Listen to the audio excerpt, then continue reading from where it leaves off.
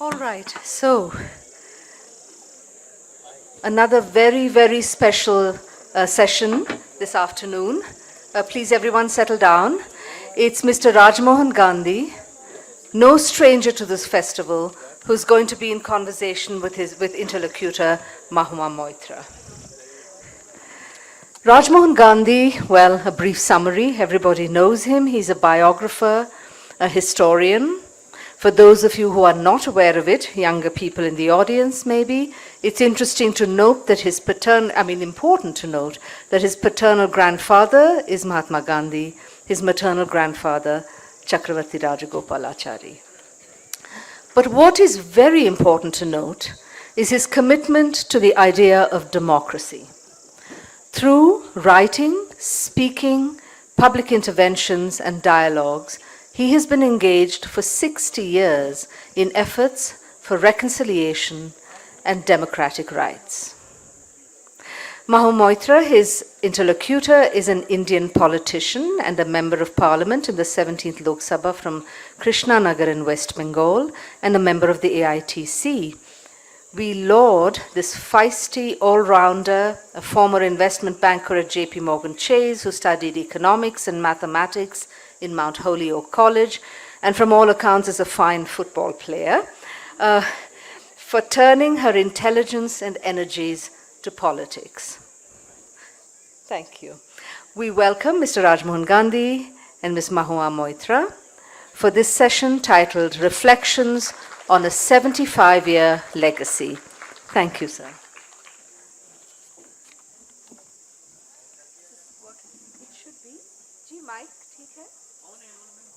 Hello. Thank you very much. Welcome, everyone. I am absolutely delighted to be here, actually, for the very first time.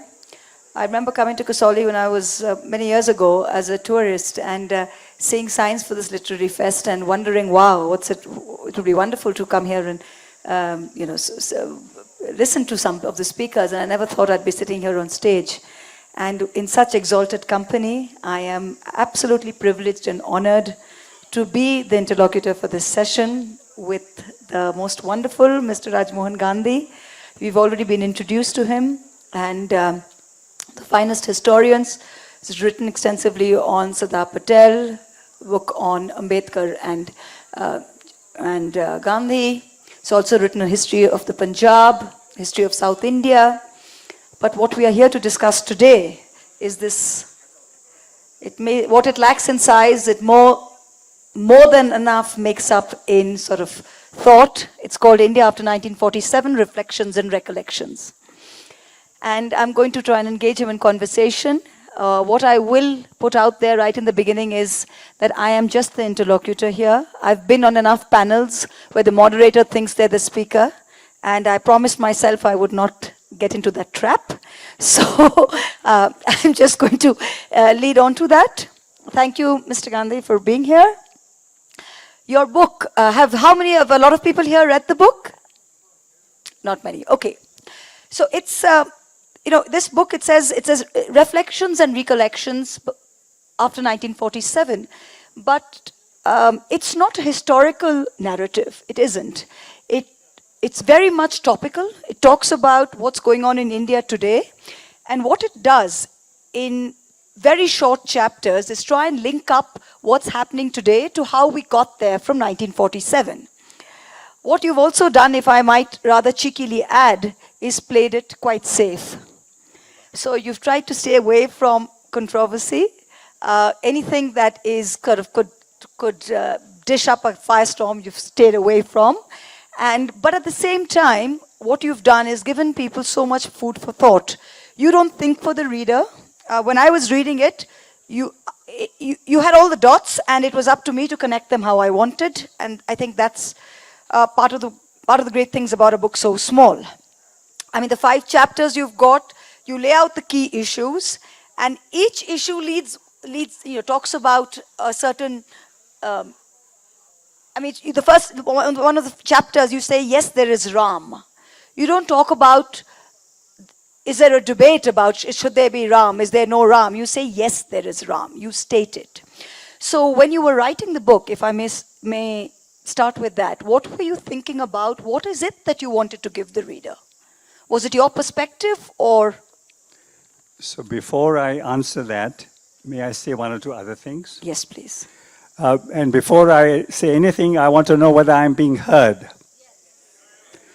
And if I'm not being heard, somebody should shout ask me to speak into the mic. Thank you. So I want to say, first of all, that for troubled and saddened minds like mine, this trip to Kasauli is a blessing. This morning I saw the wide end-to-end range of the peaks formerly dressed in snow and white, and concluded that there was still beauty in the world, and nobility in the world, and dignity and wonder in the world. I also want to add that today's India misses Khushwant Singh. Unafraid, candid, merciless, witty, puncturing humbug and pomposity, upholding free speech, dissent, and human rights. I also miss him in relation to my latest book, Mahua, because some of the stories I give in it out of the India and New Delhi of the 1940s and 1950s, they speak directly to people of Khushwant Singh's time, not to all the young people here today. So I miss him for that reason too. It would have been fantastic for me to have Khushwant Singh also read this book. I will mention one story about Khushwant Singh and myself. This was after he had become editor of the Hindustan Times, of which my father was editor for a very long time. I went to see Mr. Khushwant Singh, I forget in connection with what. There he was, seated in a very big leather chair behind a fairly large desk. I sat in front of him, and as soon as or rather before I sat, he moved away from his chair, came around to where I was and said, "Rajmohan, you must come and sit in my chair." He insisted on it, but then I also am a stubborn man and I refused to sit in that chair. But this gives you an idea of what Khushwant Singh was like. And I'll just say one more thing before I try to respond to your question, which I've already forgotten, by the way. I wanted to say that Kasauli is a very good place to visualize a united subcontinent. So beyond these wonderful hills and peaks that all of us saw today, fantastic view. Behind those mountains is Tibet and China. And if I were a Chinese soldier in Ladakh or in any place north of Arunachal, I would say, oh, thank God, the subcontinent is not united. And so at some point, Mahua, I hope you will let me talk about partition, which is a very important question on my mind. So now, what was your question? My question was, is there a reason you wrote the book the way you did? Is there a reason you picked the topics in just those 5 chapters? Well, I wanted to write a short book. I wanted to write an interesting book. I wanted people who started reading the book to end the book. So above all, I wanted it to be an interesting book. I hope that it manages to be that.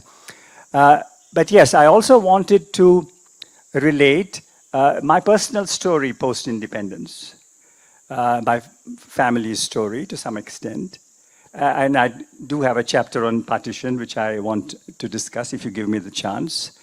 And of course, I have a chapter called Gandhi is Safe, in which I deal with many questions related to Gandhi.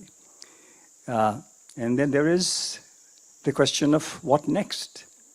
What happens to India tomorrow? Perfect. So we'll try and go through it chapter by chapter, because you said it's a short book, it's a systematic book. And the first chapter, very topical today, what struck me is that you didn't go into the question of, is there a Ram? Or, is there a Ram? You just say, yes, there is Ram. And you don't get into the debate, but you go on to write about how you perceive Ram. And then you kind of talk about how the perception of Ram has morphed, right? So Ram was an integral part of your life. When you talk about it in your family, it was almost an academic exercise also, because your father was very deeply involved in Atkins, who was a British missionary in the Garhwal, who translated Tulsidas's Ramcharitmanas into English. Into English verse. Into English verse, exactly. And your father was very deeply involved in the publishing of it. Your mother also translated the English retelling of the Ramayana, Rajaji's, into Hindi. Yes, she so did. while there was this academic exercise going on in the background, Ram was also very in the subconscious everywhere, because you had people, when they greeted each other, normal people who said Jai Ram Ji ki, which you have even today. Yes, yes. When someone passed away and they were carrying a bier, you would hear chants of Ram Naam Satya Hai. Yes. And the idea of Ram is that he's all forgiving, he's all powerful. But never was the need, you never heard anybody, even the most outright supporters or champions of Ram, come out and talk about that there was a need for a mosque in his birthplace. And you mentioned this in your book. And I was trying to think about, even growing up in Bengal, in my family, which is not a religious family at all, when you were alone and you were scared, my mother would say a little verse in Bengali, and it says, Bhoot amar pret, shakchunni amar jhi, Ram Lakhon shate ache, bhoyti amar ki. It says, the ghosts are all my slaves. If Ram and Lakshman are with me, why should I be scared? So this idea of Ram being the protector, this was there. But you see, Ram now has almost morphed into a patriot hero. It's no longer this image of the all-powerful. And Ram, when you think of Mahavir or Guru Nanak or the Buddha, these are not just historical figures. These were human beings. Ram, by all accounts, is divine. It's not a human being. So when you see him circumscribed, almost limited by a birthplace or a date or a time, what is it that you feel? Are we lessening Ram? You say, yes, there is Ram. But is this version of Ram today lesser than the one that you grew up with? Of course, it's a mighty lessening. It's a mighty shrinkage. My goodness, as I grew up, by the way, I should add that my brother Ramchandra was... so Ram was with us all the time. And everybody knows about Gandhi's devotion to the sound Ram, to the word Ram, to songs about Ram. But one important thing is that all of us, and all the people who said Jai Ram Ji ki, or who spoke about Ram Naam Satya Hai, they all imagined, believed Ram to be with us now, ever present. Not a hero who fought wars and died several centuries or several thousands of years ago, but a living presence. So many wonderful Sikh friends of mine were called Ram Singhs. They were not Hindus, but Ram was something very real for them and is something very real for them.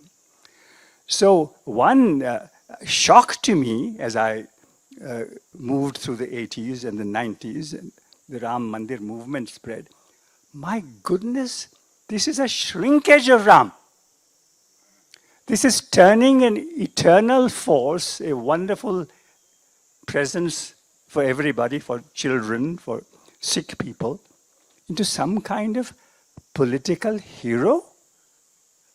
I mean, I was stunned. You quote Gandhi when he says, Ram is not a man with 2 hands or 2 feet. But if I am a perfect fit, it is due to Ram. Yes. So Ram is not man. But if I am man, it is due to Ram. And it almost elevates to the thought that Ram is not human, but if I am human and I imbibe the qualities of humanity, it is almost because of Ram. And if I may also add that Gandhi again and again said, so is the case with Krishna. Yes. So is the case with Shiva. So is the case with Almighty God. So is the case with Allah, with Khuda, with Vaheguru. So he also made sure that people all over the world, humankind addresses the Almighty, the Eternal, in different ways, but perhaps they're all referring to the same current, present force. The all-pervasive. You then move on to the second chapter where you've spoken of both Akhand Bharat and partition. And they're both in the same chapter. And since you wanted to speak about partition, I'll try and there are a few points on Akhand Bharat that I do think we should all talk about. Because nowadays, I hear in political speeches everywhere, in debates everywhere, this idea of Akhand Bharat. Yeah. And you say very early on in the book, in chapter 2, you say, there's something we all need to remember, that in the last 2,500 years, there only been even the idea of an Akhand Bharat has been reached only thrice. One is during the Emperor Ashoka's reign, one is during the Mughals, and one is during the British. And what about the champions of Akhand Bharat today? Do they know which Akhand Bharat they want? It certainly can't be the one of Ashoka, because he's too tolerant, he's too inclusive, and he's almost, too Buddhist. It certainly can't be the Akhand Bharat of the Mughals. And it can't be the Akhand Bharat of the British. So which Akhand Bharat are we really talking about? And then you go on to say, you say that it's India, the very nature of India today means its symbols are diverse. So when you look at India, what do you think of the Ashoka pillar? Equally, you think of the Red Fort, Shah Jahan. You think of the Gateway of India, constructed by the British. So a symbol is ringing true only when it has been ratified over time. A symbol of India doesn't become a symbol, you say it is just because it has been launched before cameras with fireworks. So this is something, so Akhand Bharat over the ages has not been defined by geography, it's been defined by inclusiveness. So what are your thoughts on that when you talk about Akhand Bharat? First of all, I'd like to say that your summary of my thoughts is fabulous. Thank you. I've been up all night reading this book. So, there was a time, some years ago, not now at all, but about 10, 15, 20, 30, 40 years ago, there were many Pakistanis who secretly said, yes, we would really like reunification. They don't say it now at all today. But the very last people who want reunification today are the Hindu supremacists. The last thing they want, the thing that terrifies them to death, is the idea that the Muslims of Pakistan and the Muslims of Bangladesh will become part of Akhand Bharat. I mean, 15% Muslims is too much for them. What will happen when 33% of the subcontinent becomes Muslim? So the Akhand Bharat enthusiasts don't want Akhand Bharat.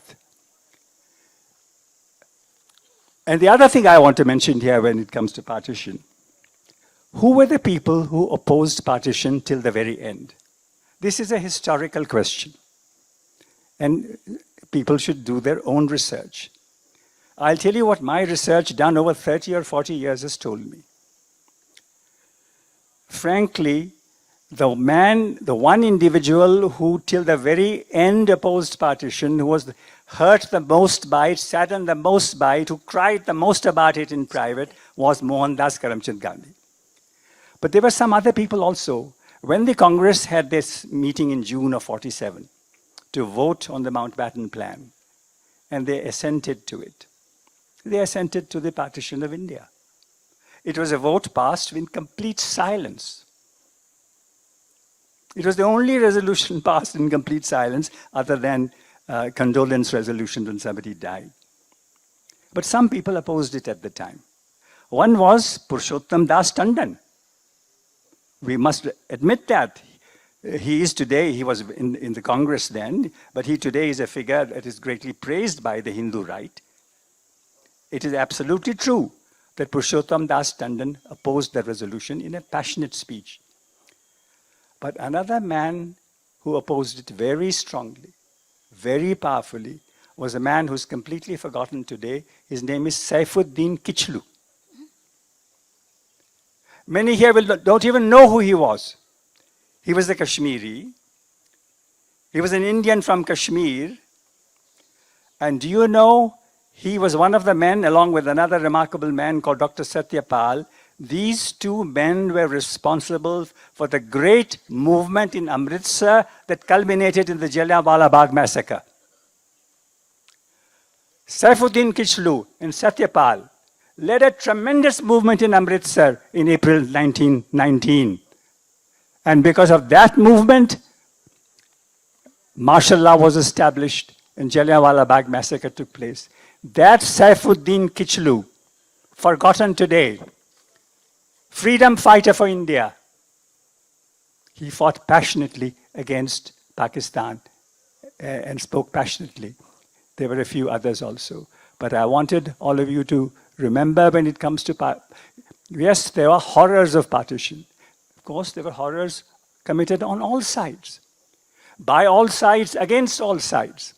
And let us also remember with pride that so many wonderful Punjabis protected Punjabis of the other religion at that time. How did millions of Punjabis cross the borders? Because Hindus and Sikhs in East Punjab helped Muslims to go to the other side. And because Muslims in West Punjab helped Sikhs and Hindus to come to this side. Punjabis protected fellow Punjabis. Many more Punjabis protected fellow Punjabis than they killed fellow Punjabis.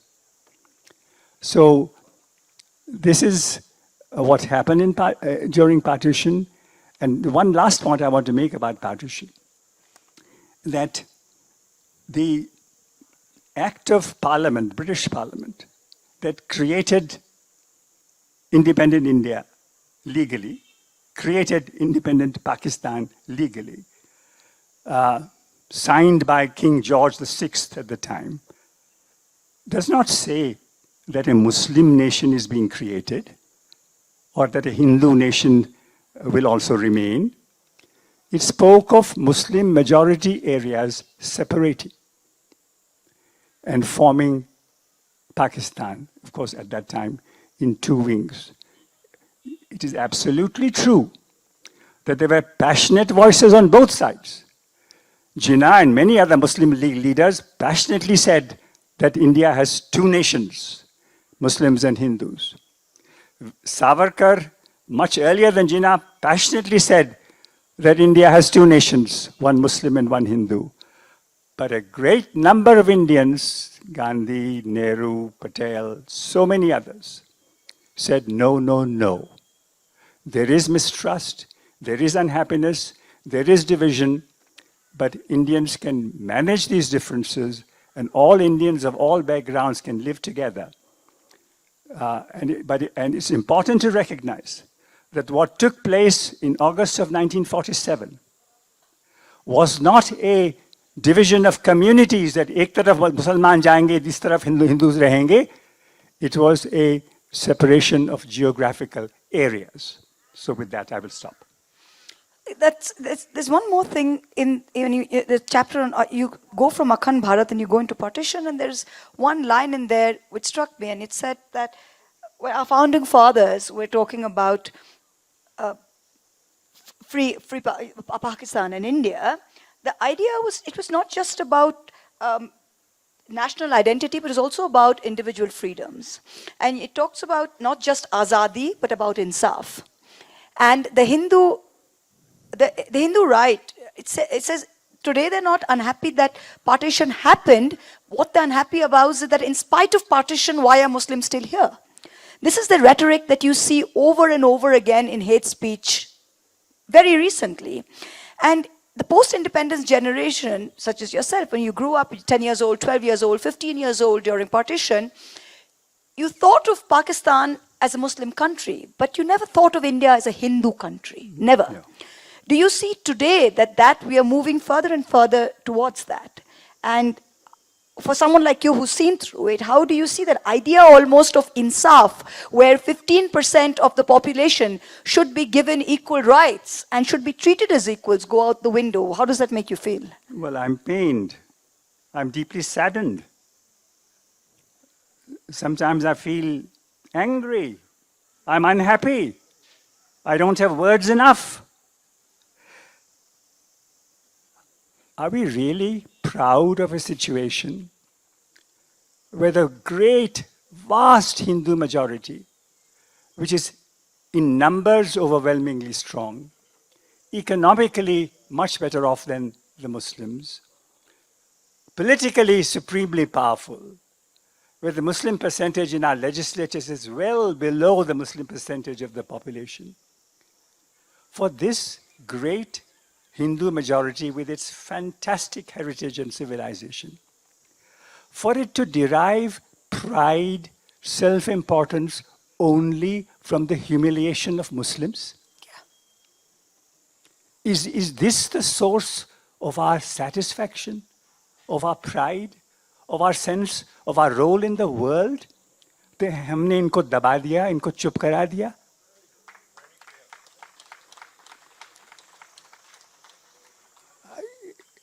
India is hungry for another kind of greatness. Yeah. It's almost like we're too good for that. You know, we're really too good for us to be able to have to feel good by doing things like that. And you've really brought it out very well. And then you go on to chapter 3, which you call it a partly personal story. And it's partly personal, but you also lay out very nicely as to what was happening then that made us think about what's really making India. And you start with how when Dr. Ambedkar was an untouchable and he was invited to draw up the rule book for a society that had condoned class oppression for centuries. And hundreds of legislators who were high caste Hindus themselves joined him in this endeavor. And it was not just a quest for equality, but it was a quest for penitence, for repentance almost. That here is an untouchable, part of a class that we have suppressed and oppressed for so long. And he's got the pen. He's going to tell us what our future is going to look like. And there's something so wonderful in that. And then you talk about, just after Gandhi's assassination, you have Ambedkar telling Rajendra Prasad that due to the assassination, it is all the more necessary that the clause on fraternity be inserted into the preamble, because we need brotherhood all the more. Now, if you contrast this with what is happening today, and yes, you can say you've got a couple of nutters who are going there and saying Goli maar do. You can say, yes, there are a couple of nutters who are going and saying boycott Muslims and don't patronize their shops and don't patronize businesses. And even if we can condone that not so small minority, what happens to the rest of the vast majority who seem to feel no repentance and no shame? And, you know, how do you think when our founding fathers were so clear in what they needed to do, how is it that 75 years down the line that we as a society, as a civilization, are not being able to sort of even condone, forget the sins of our past, but condone what is happening around us every day? Who do we think is going to do it? No, I'm very glad that you have zeroed in on this point also, Mahua. It is indeed true, by the way, that today many who support the, you might say, the Hindutva project or the Hindu supremacy project also say, and I think they're very serious about it, that they want to include the Dalits in it, they want to include the Adivasis in the project, the OBCs in the project, and I think they are sincere. Many of them, and politically too, of course, it suits them, and it has worked for them in many elections, as we all know. But your point about penitence is very important. If you read the debates of the Constituent Assembly, you will find how so many speakers, participants in the debate, accepted that over centuries, this very great, deep offense was committed by so many of the Hindu high castes. The abolition of untouchability, which was incorporated in the Constitution, was incorporated as a form of repentance. Today, it is political mobilization. I welcome it, of course. Of course, this willingness now to work with the low castes, work with the Adivasis, with the OBCs, does not extend to Muslims and Christians, yes, which is a great limitation. I hope one day that it will extend beyond that.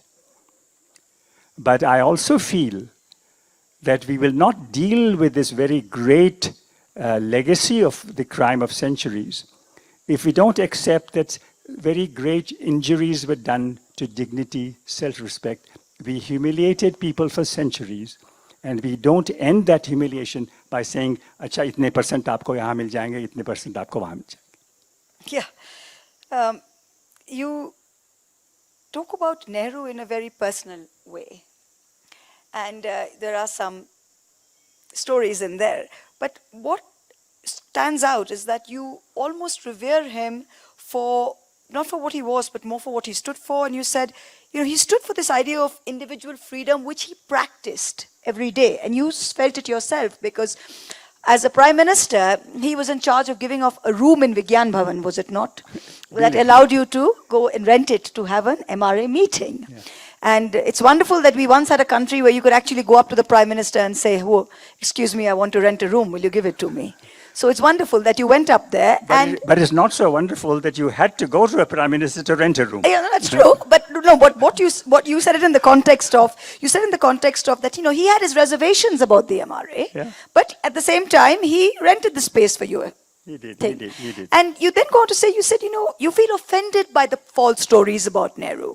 And he spent, like there are false stories about Gandhi. There is a story about, he said, even today there are WhatsApp forwards going around saying Gandhi told Hindus to turn the other cheek to Muslims. So what did it mean? That we should get thappad from Muslims? And of course, this is a biblical reference. It has nothing to do with Gandhi. When they asked Gandhi, did you go and meet Jinnah? And he said, I will meet him 70 times 7. And of course, that's a biblical reference where Peter asked Jesus, how many times should I forgive a brother who is an offender? And Jesus says 70 times 7. So as with Gandhi... Sorry to interrupt you. Yeah, I do say, this is a very widely, all over India, many powerful speakers in Hindi all across India say कि गांधी ने सिखाया कि एक गाल पे चप्पड़ को थप्पड़ मारता है तो दूसरा गाल दो, ये गांधी का पाप है, महापाप है. तो मैं कहता हूँ उस किताब में कि भाई जीसस क्राइस्ट कहेंगे कि भाई मेरा विचार है, मुझे तो कम से कम इस मेरे विचार का क्रेडिट दो, ये कॉपीराइट मेरा है, गांधी का नहीं है. Right. So similarly, as with the sort of false propaganda around Gandhi, even with Nehru, you say you feel offended by the false stories about Nehru. He spent 55 years in public life. He spent 14 years in jail, 17 as prime minister. He embraced dissent and debate. And, tell us how you miss that in public life when we see all of this going around against Nehru and there's almost no one left to fight for him. I see that in parliament. It's almost if you stand up, I'll have somebody tell me, oh, you're not even in the Congress. What are you defending Nehru? I mean, that's how low the narrative has come.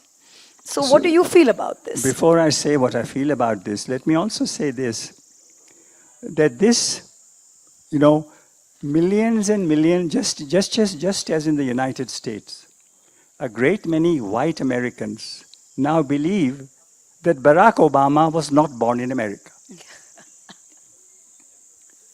उसी तरह से करोड़ों हिंदुस्तानी मुल्क भर में आजकल ये मानते हैं कि मोतीलाल नेहरू तो मुसलमान थे, है ना? This lie has been spread for years and years and years. Now, if Motilal Nehru or one of his forebears was a Muslim, which was not the case, but that would not have been a crime. You can't kill or punish or accuse a person of something because your ancestor was this or that. That's absurd, of course. But Jawaharlal Nehru, as Mahua says, 14 years is a very long time, dear friends. 14 years in prison,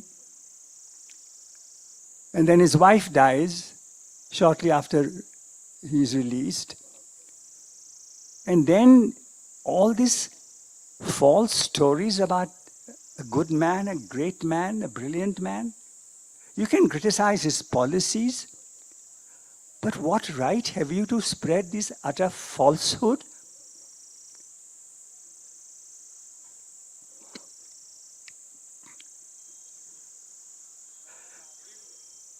No, I feel deeply about it. And I feel more deeply about it when I witness the Himalayas. Jawaharlal Nehru loved the Himalayas.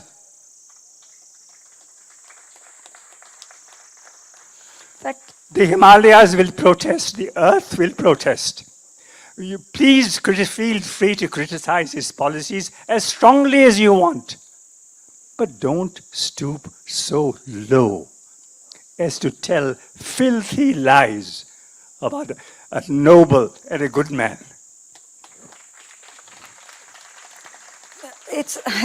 I mean, it is almost humbling and reassuring to even, I think, see someone who can be as emotional about this issue, because I think we've certainly this generation doesn't have the capacity to even feel that strongly.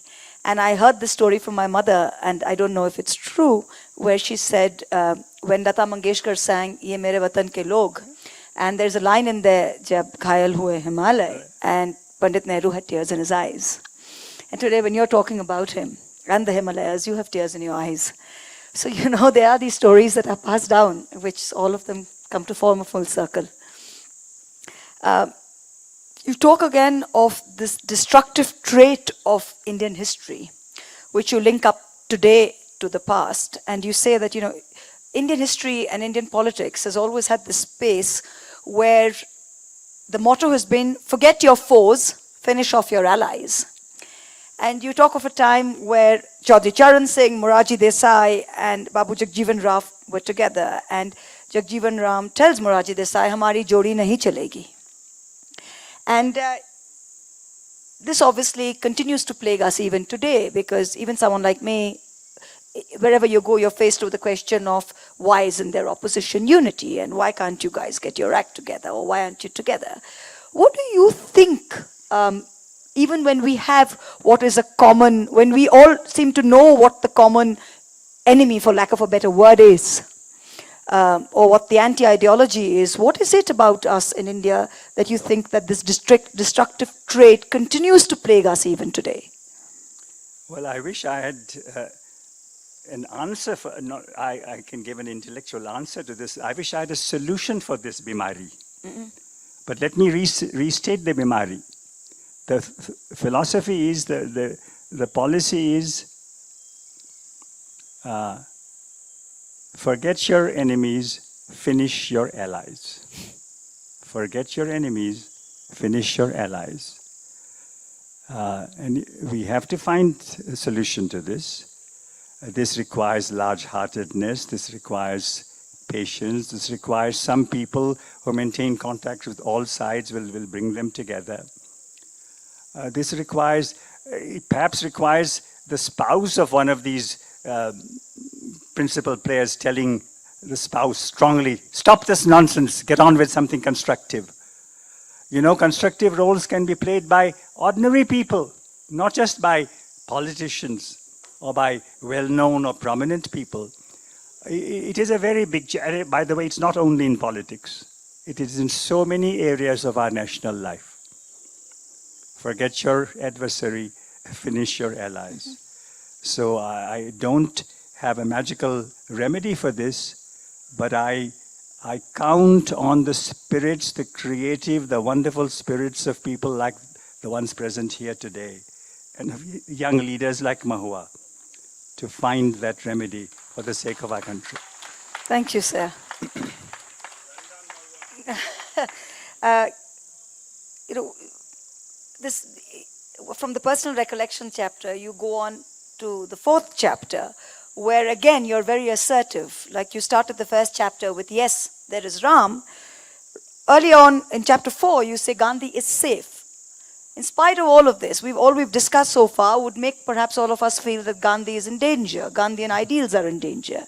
The world that he imagined is in danger. But you, in spite of everything, go on to start off with saying Gandhi is safe.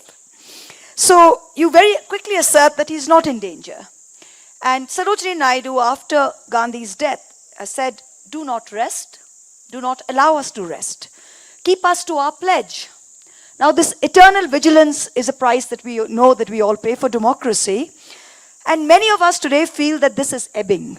We're not on our guard. We're not vigilant. It is ebbing. But yet you seem to feel very strongly that Gandhi is safe. Where does this confidence come from? Well, the fact that Gandhi is safe comes from my knowledge that he is no longer living. So he's safe in his grave is a very safe place to be. Yeah. So, Gandhi is safe. उसको आप गाली दे सकते हैं, गोली मार सकते हैं, उसको कुछ नहीं होने वाला है. But where I now disagree with Sarojini Naidu, who says, of course, shortly after Gandhi's assassination, do not rest, do not allow us to rest. You know, amazing thing about Gandhi and many people in India, we blamed him for not solving all the problems of his time. We also blame him for not solving all the problems of our time. Yeah, it's true. इसमें कुछ ज्यादती है. I mean, after all, he was a human being. Some problems were left for us to resolve. So that is where I feel that the focus has to be not on what Gandhi's mistakes were. Let us assume that he made 1,000 mistakes, 10,000 mistakes. Gandhi, Nehru, Patel, let's assume that they made millions of mistakes. But what about the ideals that they believed in? Is India for everyone? Does everyone have equal rights in India? And as Mahua said earlier, not just India की आज़ादी, लेकिन हर एक हिंदुस्तानी की आज़ादी. And insaf. और इंसाफ. बोलने की आज़ादी, सोचने की आज़ादी. नारा नहीं चिल्लाने की आज़ादी. अगर कोई जबरदस्ती मुझे आके कहता है कि ये कहो, वो कहो, मेरा दिल कहेगा तो मैं जरूर कहूंगा, लेकिन आपकी जबरदस्ती से मैं नहीं कहूंगा. So these are, if you make Gandhi को गाली दो, गांधी इज सेफ, उसे कुछ नहीं होने वाला है. लेकिन अगर आप इक्वालिटी को, दोस्ती को, म्यूचुअल रिस्पेक्ट को, आदर को, सम्मान को चोट पहुंचाते हैं तो मैं आपका दुश्मन हूं. It's a very, very sort of short and succinct description of why he's safe. And you brought out a few comments that Gandhi made, and you quote Gandhi and you said they maintain that all Muslims are sinister and all Hindus are angels. I cannot accept this. These are Gandhi's words. These are Gandhi's words. Not You've Rajmohan quoted. Gandhi's words. M.K. No, Gandhi's when words. I talk about Gandhi, I mean Gandhi Ji. When he says, and he's talked about when people were talking about Pakistan, he says, go and fight in Pakistan, but end cowardly reprisals on Muslims in India. Because Muslims in India are your people, they're Indians. Don't look at them as Muslims, look at them as Indians. Go and fight in Pakistan if you have to. And then you quote this passage, and this is wonderful and everyone should hear this. He says, Gandhi warned of future attempts at rewriting history and obliterating the Muslim period. So Gandhi says that there could be a time, and he's prophesizing, and he says there could be a time where we forget that there was a Jama Masjid in Delhi. We forget that there's a Muslim university in Aligarh, or there's a Taj Mahal in Agra, right? And so what are your views on this? Do you feel Gandhi's, powers of prophecy were greater than anything else? Did he foresee this? Because sitting here today and we're actually seeing this, we're coming and people are, Sardar Patel sat in number 1 Aurangzeb Road, and I'm sure thought never struck him. Pandit Madan Mohan Malviya, great scholar of Ram, never talked about forcibly breaking down a mosque. So today, do you feel this? Do you feel, Yeah. how did he get it so right? Yes, I think this is indeed remarkable that in November 1947, 2 months before he was killed, Gandhi writes an article. It's not just a remark in conversation to a visitor, not even a remark in his post-prayer speech. He writes an article in his journal Harijan where he mentions this possibility that there may come a time, because he has seen this current of hatred in Nafrat ki Leher. Of course, the amazing thing is that partly because of the assassination, which had the opposite effect of what was intended, and also because of Nehru and Patel and Ambedkar and many others, perhaps many relatives of all of you present here, a great many Indians decided that whatever the horrors of partition, India will be a nation for everyone. It was a fantastic thing for the world. I mean, imagine, with all the terrible killings, newly liberated India says to the whole world, we will try to create a society of equality, mutual respect, protection of everybody. It was an amazing decision of the Indian people. And today, we know what is happening. Many sad things are happening. Terrible things are happening. And you know the saddest of all things is the silence about cruelty from the top. That is the saddest thing. Now, silence is a wonderful virtue. Meditation, silence, reflection, introspection. But if you are the leader of a nation, or you are a person with an influential platform, and people listen to you, and they respect you, and they take their line, their thinking from you, should you not say something when something really cruel happens? When something callous happens? So that silence about the zabardasti, about the coercion, is one of the most painful things that all of us have to endure. I think silence makes us all part of the problem. It's, when we keep quiet about important things, I think we're all perpetrators. We're all collective perpetrators. We've got about 10 minutes left, but I will take 2 minutes and talk about the final chapter in the book. And he says, where do we go from here? And there are two things that you talk about here. And, obviously, the first point is if democracy dies in India, it's not that it just dies within the geographic boundaries of India, but in the other 5/6 of the globe, the repercussions are huge. And we talk about zabardasti, and today this zabardasti, this coercion, is everywhere. And you quote Gandhi saying that Gandhi refused to accept any form of zabardasti, even when someone asked someone to say Jai Hind during the freedom struggle and forced him, Gandhi said no. Right after independence, some very enthusiastic youngsters in Calcutta were running around and they saw some British people and wanted them to say Jai Hind.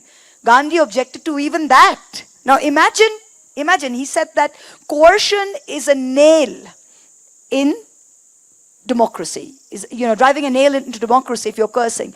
Now today when you're living in a world where everything is being coerced, where they even tell you how you should pick up the phone and answer, where everything is about not only Jai Hind, it's about Jai Shri Ram or Bharat Mata Ki Jai or all of these things that we're not saying that we don't believe in it or that we don't want to say it, but it is something that Gandhi understood intrinsically that has to come from within. So this is this age of zabardasti that you talk about, this age of coercion. And then you go on to say that if democracy is to be revived, it will not happen in Delhi. It is going to happen in small circles around all of us, in tea shops, in family groups, in discussion circles. And this is something that I face a lot because being a public representative, everyone seems to have the right to come and say, oh, what are you doing? What are you guys doing about it? How are you stopping the right? How are you stopping this? And my answer is always this, that the onus is on all of us. It's incumbent upon all of us. If you are part of a family group where you've got some rabid uncle who you can't even shut up, then how do you think that, 200 of us sitting in opposition benches, fighting all the might, the media, and all the false propaganda can do it alone? So democracy, you go on to say that, and you again quote Gandhiji when he says, cultivate personal friends of the opposite faith.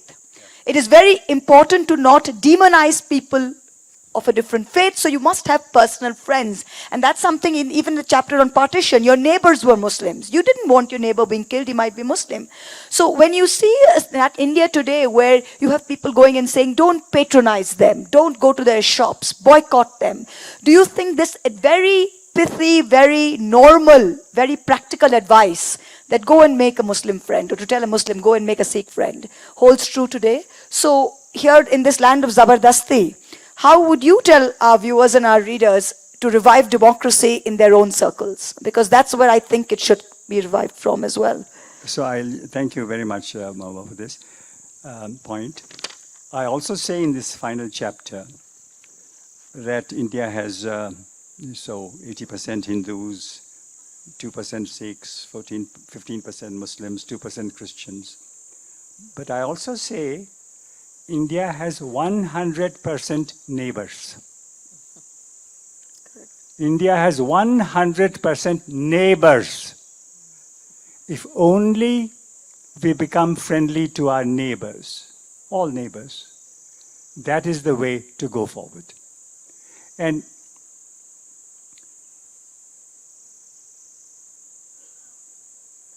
politicians have a big responsibility.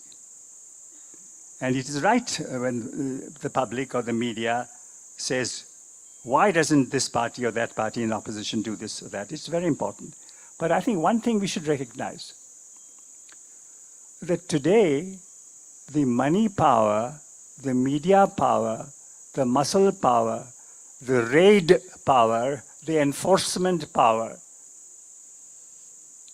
with government is so great and so mercilessly enforced that even the wisest politician, the most courageous politician, the most creative politician has limitations. We must expect and demand the maximum from our politicians, but above all, we must demand the maximum from ourselves. Thank you. I think that's a wonderful note to end on. We're all part of the great collective responsibility. And we can open it to questions now? We've got Yes. about 10 minutes. I think we have about 1,000 questions. People have But been if we running could up just to keep many- the question to just that. Yes. It ends with a question mark, remember. It doesn't end with a full stop. So And less before- sentences, Yes. question. And before I turn completely over to the questions, because I think then we'll be outrun by so many interesting questions that will be raised, I did want to point out that the Khushwant Singh Literature Festival is now hosting in their Joy of Learning session, which is directed towards children, something called the Kodaikanal Gandhi Prize, which is directed at students between the ages of 15 and 18, something like that, to reflect upon what Gandhi means to them. And it was initiated by Radha Kumar, and I'm on the jury as well. So I just wanted to say, perhaps we will begin new processes of reflection. Thank you very much for a fabulous session, and I need help from volunteers passing the mics around. I don't think I can go. So I think perhaps that gentleman there and then that. Thank you. Good evening, sir. I'm Anupam Batra from Patiala. I just have a small observation and one question for you. Ji. And the observation is that the kind of climate that we have in our country today, when everyone is trying to prove that he or she is more Indian, more nationalistic, I strongly believe that yours is one voice, and I'm sure everyone would agree with that. Yours is one voice which can calm things down and bring the rising temperature down. The question is that I had the pleasure of attending one of the webinars organized by Khalsa College, Sri Muktsar Sahab, on history of Punjab, where you were the key speaker. And in that webinar, you mentioned about nation and nationhood. So my request is, can you kindly dwell on nation and nationhood? Thank you so much. I think, good friend, you have provided the answer in your opening sentence. When you mentioned the rabid kind of nationalism, and I think we all have to go beyond it. One thing I might say, as we know, because so many millions of Indians are now all over the world, in the last 20, 30, 40, 50 years, we have seen that India is too small to contain the energies of Indians. And the world has become the home of the Indian people. Isn't that so? In Canada, in the United States, in Australia, in Europe, Africa, even in China today, there's news, so many thousands of Indians being given visas for China. The world is the home of the Indian people. Not that Indians should become Vishwa Gurus. No, sir, that is an arrogant idea. But Indians can become the lovers of the world, lovers of the earth, lovers of the world. So, friend, you and people like you, please lead this nation forward so that India can play its global role as a lover of the world.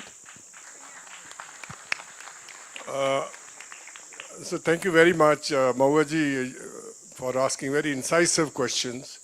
And thank you very much, Rajmohan Gandhi ji, the way you gave very firmly and articulated your answer also very well. You know, when we say us Indians, it's a big dilemma. It is something like Norman, na Norman tel hoga, na Radha nachingi. Now, how to mobilize? You got to have a good leader. It cannot be by talking that we, myself, you people, individuals, this thing. It's not possible, sir.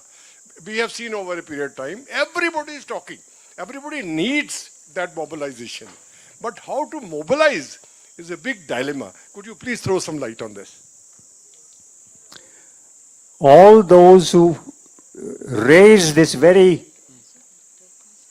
legitimate question of how to mobilize the people have to do the mobilization themselves. कोई जादूगर नहीं आने वाला है, कोई मसीहा, कोई जादूगर नहीं आने वाला है, कोई गुरु अब तो अब नहीं आने वाला है. ये हम सबकी जिम्मेदारी है, आप सबकी जिम्मेदारी है. लेकिन मैं बताऊं क्या, जो मैं सुन रहा हूं, देख रहा हूं, ऐसा लगता है कि ये तैयारी अब बढ़ रही है और लोग कुछ करने को तैयार हैं. Sir, this side, sir. Sir, in fact, when you talk about the Hindu nation as what is being discussed, Muslims, I think the most serious problem which has been brushed under the carpet in all kind of debates which we are having is the issue of caste. The issue is so serious that we have exported caste out of India. Yes. It is there in England. England wanted to enact an Atrocities Act. It is in New York. The district court imposed fines for wasting the time of the court when NARA, North American Telugu Association, North American other NATA Association, they've moved the court on caste issues. Again in America, the California University, the issues are there. So I think the issue of caste is far more serious. But we are not talking about that. We are only talking about Hindus, about Hindu and Muslim divide, but why not about caste? And the second thing, Mahua ji, when you talk about freedom of speech, I think you should also include freedom to love and be loved. I married one Iranian, my wife is Iranian, so my parents are conservative, so they said, no, you must have a Hindu tradition marriage. And what happened, the Brahmin who came, so he wanted to know the name. So I said, her name is X, whatever, Mariam. He says, which country? I says, Iran. He says, oh, I'm so proud you have taken revenge on history. That look, Nadir Shah came and he took away all our Hindu women, raped them, took the peacock throne, and you are one courageous man. And he was an engineer, by the way. So that's the kind of mindset we have. So I said, you must get me a ticket of a member of parliament of a BJP. Sorry, in a lighter vein I said that. Thank you. I'm very glad that your question is one that needs no response whatsoever.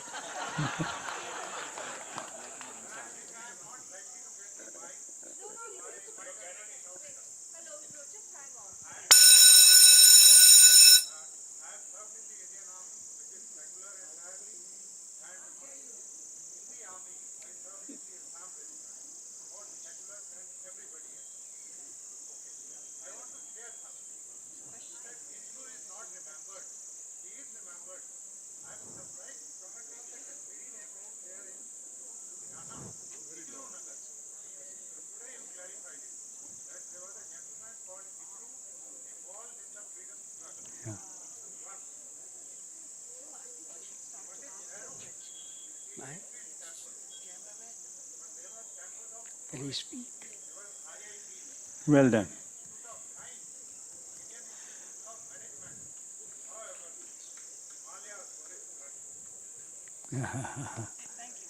Thank you, sir. Sir, my question pertains to the time of partition you mentioned, the transfer of small arms ammunition. I just want to give you an instance. From the training institutions, from the Pakistan side, they had instructed people here to take their arms with them. But the same thing did not happen from the training institutions coming from Pakistan. I'll tell you, sir, during partition, when the cadets from IMA had to move to Pakistan, they were given 6 hours notice. And within those 6 hours, in 6 hours they left. 1 hour before that, they were to report at the drill square. And when the company commander came and told us, he said, you will first go and collect your arms and go. But the same thing did not happen with our people coming from there. Why? This is one of many questions, sir, to which I do not have the answer. I think we're running over time, ma'am. Yeah? So I have a question. Okay, I think this is the last one we'll take. You Thank have you. mentioned about partition. When we talk about partition, it's mainly two provinces, Bengal and Punjab. You have written a book on Punjab, and you have a panelist who is from Bengal.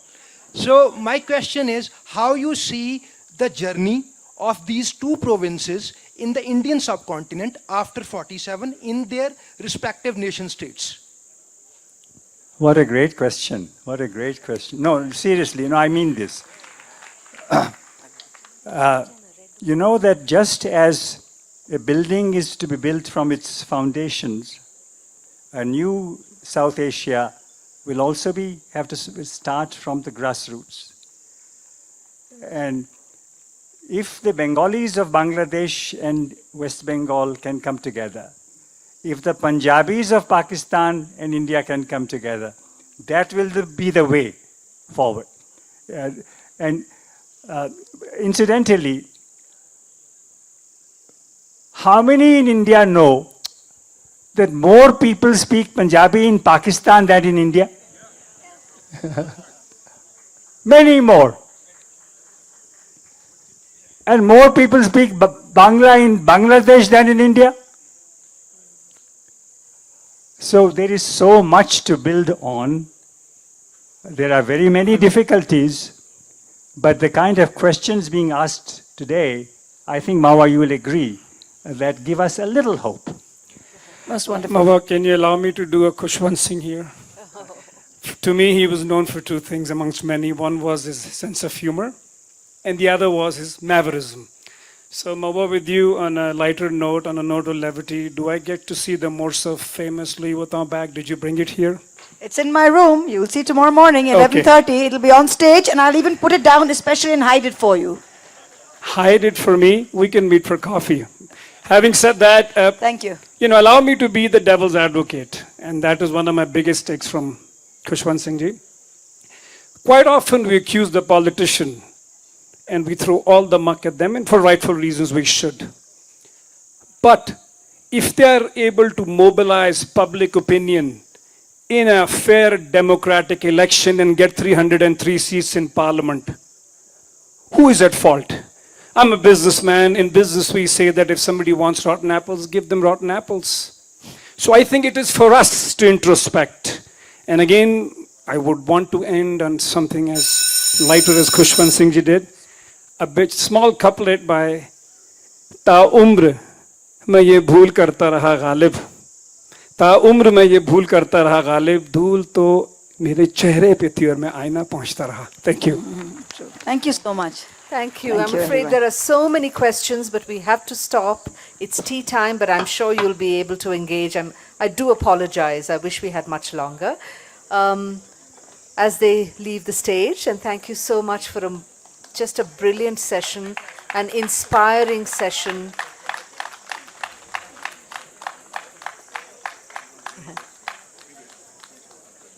deeply moving and really somehow full of hope. For those of you who are going to tea, there's somebody called Food Veda who is holding an anti-aging meal and herbal soup stall at the back. Niloufar asked me to announce, and they're going to do a free diabetes test if you so wish.